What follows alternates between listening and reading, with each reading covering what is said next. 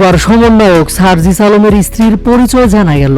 সার্জিসের স্ত্রী কোরআনের হাফেজা কে এই রায়তা।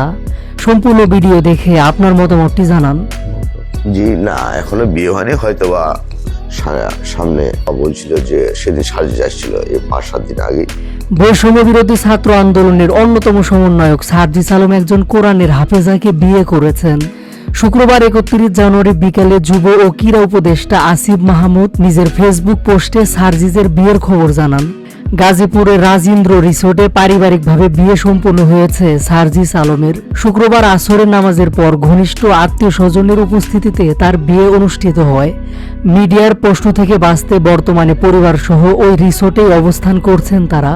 সার্জিস আলমের শ্বশুর ব্যারিস্টার লুৎফর রহমানের বাড়ি বরগুনার সদর উপজেলার গৌরীচন্না ইউনিয়নের লাকুরতলা গ্রামে। বর্তমানে সার্জিস আলমের শ্বশুর বরগুনার ডেপুটি অ্যাটর্নি জেনারেল সুপ্রিম কোর্টের স্বনামধন্য অ্যাডভোকেট হিসাবে কর্মরত রয়েছে। পেশাগত কারণে তিনি স্ত্রী, মেয়ে ও 2 ছেলেকে নিয়ে ঢাকার শাহজাহানপুরে বসবাস করেন। জানা গেছে, এক বোন ও 2 ভাইয়ের মধ্যে সার্জিস আলমের স্ত্রী হাফেজা রায়তা সবার বড়। রায়তা কোরআনের হাফেজ, সবসময় তিনি পর্দা করে চলেন। সামাজিক যোগাযোগ মাধ্যম ফেসবুকে বিয়ের ছবি পোস্ট করে আসিফ মাহমুদ লিখেছেন, নবজীবনে পদার্পণে অভিনন্দন সার্জিস ভাই, বিবাহিত জীবন সুখের হোক। কিছুক্ষণ পর ফেসবুকে বিয়ের ছবি পোস্ট করে শুভেচ্ছা জানিয়েছেন হাসনাত আব্দুল্লাহ।